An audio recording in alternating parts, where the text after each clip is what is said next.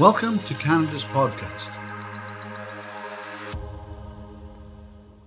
Donc, bonjour tout le monde. Aujourd'hui, je suis avec Marie-Pierre Belland, qui est la cofondatrice du Marché en vrac. Donc, Marie-Pierre, merci d'être avec nous aujourd'hui. Ça me fait plaisir.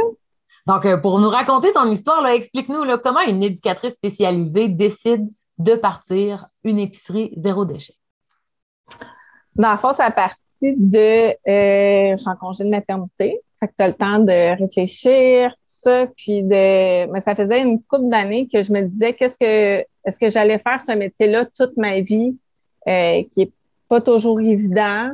Puis aussi les conditions de travail qui sont pas toujours évidentes aussi. Puis tout ça, les coupures. Fait que là, je me suis dit, qu'est-ce que je préfère d'autre? Fait que là, je recherche. Puis en allant souvent à Québec, il y a plusieurs épiceries en vrac. Fait que quand j'ai magasiné puis j'ai eu un flash. Hey, on n'en a pas, nous autres, dans notre coin. Puis j'avais déjà cette base-là, ces valeurs-là de faire attention à l'environnement. Puis tout ça, on a une boutique écologique dans notre village pour les produits ménagers, mais pas alimentaires. Fait que je disais, ça serait un beau complément de faire ça. Puis si je le fais pas, c'est sûr qu'il y a quelqu'un d'autre qui va le faire. C'était dans Vague, c'était le temps de faire ça. Puis là, j'ai regardé suivre un cours en lancement d'entreprise. On dirait que tout s'est bien aligné. Je suis le cours. Je demande à ma mère si elle va embarquer avec moi puisqu'elle est à sa retraite. Puis elle a toujours voulu avoir un petit café. Fait que là, les idées, ça venait, on pourrait faire un petit café aussi sur place. Fait que les gens pourraient venir acheter du café en vrac, boire du café sur place avec des viennoiseries, tout ça.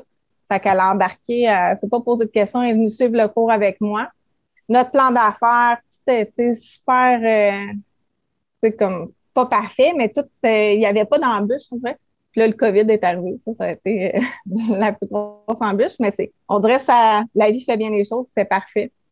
Qu'après, notre local qu'on voulait à côté de l'autre boutique est encore disponible. Puis, fait que là, on s'est lancé là-dedans. Puis, personne n'avait encore ouvert d'épicerie en vrac. C'est ça, j'avais peur parce que ça commençait à se parler. Fait que là, dans le fond, c'est de là qui est venu. Je me suis dit, je vais aider d'autres familles, d'autres personnes à faire attention à l'environnement, acheter moins, faire moins de gaspillage alimentaire, tout ça. Puis je me suis dit, c'est ça. Je le fais pour moi, puis en même temps, je vais le faire pour les autres. Ben, c'est super. Puis, ben là, on va le nommer, là. Dis-nous, là, t'es situé où? Les gens qui nous écoutent, là, quand que tu dis, ben là, il n'y en avait pas dans mon village, mais c'est où? C'est à Beauharnois, sur la rive sud de Montréal. Dans le fond, on est peut-être à 30 minutes de Montréal. C'est un petit village de 16 000, 18 000 habitants. Là, ça commence de plus en plus. Il y en a de plus en plus des épiceries, mais tu sais, il faut que tu fasses 25 minutes d'auto pour t'y rendre. Fait que là, le monde vient ici, des petites villes environnantes aussi, viennent à Beauharnois. Parfait. Fait que là, bonne opportunité, bon moment, malgré la pandémie. Parle-nous un peu, là, t'as suivi un cours, là, avec ta mère a dit oui, j'embarque. Tu sais, ça ressemble à quoi, là, partir une entreprise avec sa famille, plus précisément sa mère? Bien, on a beaucoup discuté avant de savoir si c'était une bonne idée, comment qu'on voyait ça, puis nos caractères. Puis, mais tu sais, je le savais, on est capable de bien se parler, on a une bonne relation. J'y aurais pas proposé si je savais que ça marcherait pas, tu sais. Puis elle, je pense, elle aurait pas accepté. Tu sais, elle a déjà aussi parti une boulangerie-école. Fait qu'elle avait déjà un bagage dans son travail que moi, j'ai pas. Fait qu'on se complète parfaitement bien. Elle apporte des choses, tu sais, aussi par rapport à la comptabilité, tout ça. Moi, je suis plus dans la créativité, dans les idées. Puis, tu j'aime beaucoup faire à manger, fait que elle aussi, mais j'ai le côté plus jeune de la nouvelle génération de l'alimentation, tout ça, qu'elle a pas. Fait qu'on est vraiment un beau duo. Puis, ça va super bien, là. On est capable de... Faudrait qu'on prenne plus de moments à la fin d'une journée, dire nos bons coups, nos mauvais coups, mais on est capable de prendre la critique de l'autre, puis on le voit pas comme négatif, là, tu sais. Puis tu me disais aussi que dans votre formation, justement, en Ouais. démarrage d'entreprise, vous avez fait des tests psychométriques qui vous ont aidé à mieux vous comprendre. Ouais, dans le fond, quel genre de... Vas-y. Excuse.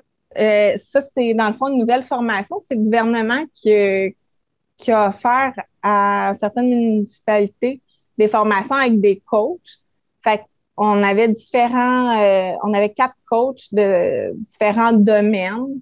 Puis, c'est ça, on a passé un test de personnalité. Puis finalement, on est quasiment pareil, en fait. Tu sais, les points qui ont ressorti le plus fort, c'est, tu sais, on est des personnes quand même relaxes, calmes, pas stressées. Puis, tu sais, je pense que c'est positif pour une entreprise on est capable de trouver des solutions. Tu sais, on vient pas, ça panique, puis s'il arrive quelque chose, ben là, on est capable de s'asseoir OK, quelle solution qu'on va trouver? Il y a toujours une solution à un problème. Puis, c'est ça, vu qu'on est pareil, ben, tu sais, si on a engagé quelqu'un, une troisième personne, il faudrait que ça soit quelqu'un qui va apporter autre chose que nous, on n'a pas. Tu sais, il disait qu'on n'était pas multitâche. Tu sais, c'est une tâche à la fois, mais moi, je suis mère, c'est vrai, ben, je fais une affaire à la fois, mais ça va être bien fait. Tu sais, je ne vais pas faire plein d'affaires. Fait que des fois, ça, il faut aussi que je travaille là-dessus parce qu'on a plusieurs chapeaux, là. Tu sais, quand tu es propriétaire, c'est moi qui fais les commandes, tes services à la clientèle aussi.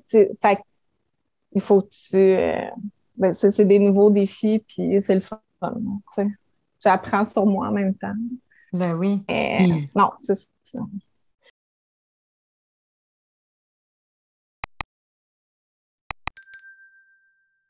Puis pour apprendre un peu, tu sais, comme justement, vous apprenez à vous découvrir en tant que partenaire d'affaires.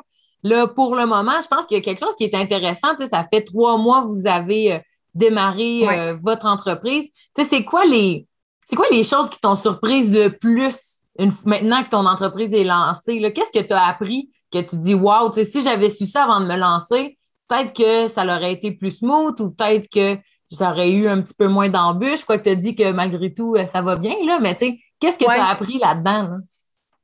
Bien, par rapport à l'entreprise, pas nécessairement avec ma mère, mais l'entreprise, moi, c'est plus le côté inventaire, gestion des stocks. Tu sais, j'ai jamais travaillé dans un magasin. Là. Moi, je me lance dans l'inconnu, mais j'avais tellement un bon feeling. Tout ça, c'était, tu sais, je me sens chez nous, là. C'est chez nous ici. Tu sais, puis la façon que la déco, ça, la façon de se placer, c'est exactement ce que j'avais en tête. Mais tu sais, tout le système caisse, la réception des factures, tout ça. Une chose, il y a le chum à ma mère qui nous aide aussi en arrière-plan, là, puis qu'il y a un autre bagage c'est une chance qui est là pour certaines affaires parce que, tu sais, c'est sûr, tu as le comptable qui peut t'aider, mais ça, c'est tout un... J'aurais aimé ça avoir une formation là-dessus avant, tu sais, que de le faire tout en même temps. Là, ça m'a stressé, là, tu sais, rentrer toutes les items, les aliments. Ça, c'est sûr, la compagnie a aidé là, beaucoup. Toujours quelqu'un que tu peux appeler, tout ça, pour te guider et te trouver les solutions. Mais ça c'est encore un apprentissage. Il faut que je me laisse le temps. On veut tout savoir tout de suite. Il faut que je prenne le temps. Puis c'est moins qu'est-ce que j'aime, les chiffres, tout ça. Là. Mais c'est ça. À cause de bien aller chercher de l'aide. Oui, c'est ça, exact.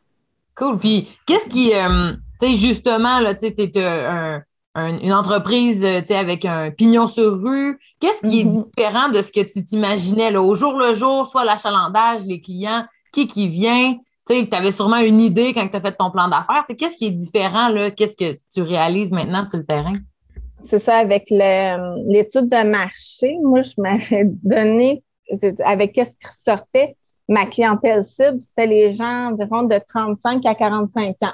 Tu sais, à peu près mon âge. J'ai fait un coin enfant, je voulais que les familles, les jeunes familles viennent, tout ça, mais finalement, je me suis rendu compte que c'est plus les 40 à 55 ans, 45 à 55 ans qui sont les clients les plus réguliers qui viennent, dans le fond, finalement, parce qu'ils achètent en plus petite quantité, ils ne gaspillent pas, puis ils viennent plus souvent, tandis qu'une famille, ils vont venir, mais ils vont venir une fois par 2 semaines, une fois par semaine, tu sais, faire vraiment un gros remplissage, tout ça, puis acheter quelques items précis, tu sais, la farine, surtout les pépites de chocolat, les trucs pour faire des biscuits ou des collations, tout ça. Mais vraiment, tu sais, là, on a de la viande, on a des légumes, des pâtes, on essaie d'être le plus complet possible. Tu sais, mon but, c'était d'être une petite épicerie de quartier. Tu sais, que c'est ça. Tu sais, il y a des condos qui ont été construits en arrière pour des 50 ans et plus. Fait que ça va être vraiment plus, finalement, cette clientèle-là à aller chercher. Fait que aller faire la publicité, tout ça, c'est complètement différent que les jeunes qui sont sur les réseaux sociaux. Il y en a, des personnes plus vieilles. Mais tu sais, là, c'est plus Facebook que Instagram, par exemple, qu'on peut aller les chercher. T'sais. Fait qu'il y a un bon apprentissage de se dire, de savoir s'adapter aussi, d'observer. Ouais. Je pense que, tu sais, c'est ça aussi de se dire, bon, ben oui, c'est mon idée que j'avais initialement, mais maintenant, voici ce que j'apprends sur le terrain. Tu le communiques avec ton équipe pour voir quelle décision on doit prendre. Puis on est vraiment proche de la clientèle. Puis on est très ouverte à qu'est-ce qu'ils veulent. J'ai commandé plein de nouveaux produits avec la demande. T'sais, au début, tu fais les commandes par rapport à toi, puis un peu qu'est-ce que tu vois dans les autres épiceries, mais c'est pas la même clientèle. C'est ça que j'ai communiqué avec quelques épiceries, quelques propriétaires d'épiceries en vrac. Elle me dit, tu peux pas te fier nécessairement avec qu'est-ce que moi je vends le plus, qu'est-ce qui est plus populaire, parce que ma clientèle peut être complètement différente de ta clientèle cible, selon le quartier, selon c'est vrai. T'sais. Fait que je vais vraiment avec la clientèle, qu'est-ce qu'ils veulent, puis être à l'écoute. Là. Cool. Puis tu vois ça évoluer comment, là, ta vie entrepreneuriale dans les prochaines années? Mais nous, on a comme la moitié, on a une bâtisse, on a la moitié à l'intérieur de la bâtisse. Moi, je me vois dans 3 ans prendre toute la place. C'est tout ouvrir. Je me donne au moins 3 ans pour vraiment me familiariser avec tout ça, faire de l'expérience, mais d'avoir vraiment un petit point café avec salade, tout ça, puis avoir plus de produits, pas juste, je reste dans la mission, dans la valeur écologique, mais plus de produits locaux qui peuvent être emballés, mais tu sais, en verre, mais vraiment plus large. Une épicerie gourmande de quartier, puis avec faire connaître les producteurs locaux. T'sais. Parce que là, on est limité dans l'espace. Mais ouais, j'aimerais ça. Donc, que ça soit vraiment un lieu pour que les gens puissent venir passer du temps, prendre un bon café. Là, ils le font déjà, mais que ça soit vraiment comme une activité là, que les gens veulent faire. Une expérience, créer une expérience. On l'a déjà, puis ça, on se le fait dire souvent que oh mon Dieu, c'est beau, ça sent bon, on se sent bien quand on rentre. T'sais. Puis il y a de l'espace, c'est zen, on voit tous les produits, mais là, vraiment que le monde, ça soit la place à venir, pas juste faire son épicerie, mais pour tous les produits qu'il y a spéciaux, prendre un café, là, le meilleur café de la ville. Il n'y en a pas à date. Là, juste Tim Hortons puis McDo, fait que c'est vraiment poussé là-dedans. Cool. Puis en terminant, là, si tu avais un conseil à donner aux gens qui veulent se partir en affaires, soit une épicerie zéro déchet ou un concept d'entreprise éco-responsable, ça serait quoi que tu aimerais leur partager?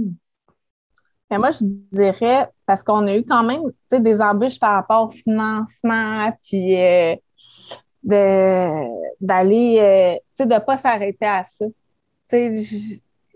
On a quand même, c'est sûr, on a eu un an de plus à cause du COVID. Ça, d'un sens, ça a été positif pour nous parce qu'on a pu mettre plus de côté, puis, mais de ne pas s'arrêter même à. Tu connais rien là-dedans ou, moi, j'ai jamais travaillé dans un magasin, puis, quand tu le files, tu le sais.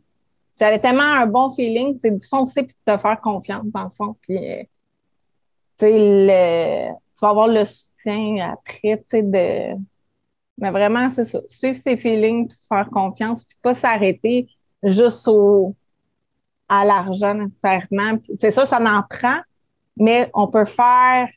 Moi, j'ai récupéré des trucs, on a acheté usagé nos silos. Il y a d'autres moyens que, j'ai réduit là, le budget quand on avait calculé, là, quasiment à moitié finalement qu'on a été capable. Puis on s'est dit, ben plus tard, on aura ça de plus. On aura ça de plus. Puis, de se laisser aller et se faire confiance. Puis de commencer quelque part, puis de se dire, ben. Oui, exact. C'est ça. Cool. Ben, Marie-Pierre, merci d'avoir partagé avec nous ton expérience entrepreneuriale. Si les gens veulent te suivre ou prendre contact avec toi, c'est quoi la meilleure manière de le faire sur Facebook? Oui, nous, j'ai pas de site Internet encore. On s'avait dit comme dans l'année attendre 6 mois pour faire un site Internet. Sinon, c'est ça, c'est sur Facebook, le marché en vrac. Épicerie Espace Café ou sur Instagram, c'est la même chose, le marché en vrac. Super. Ben, merci beaucoup, Marie-Pierre. Merci à toi.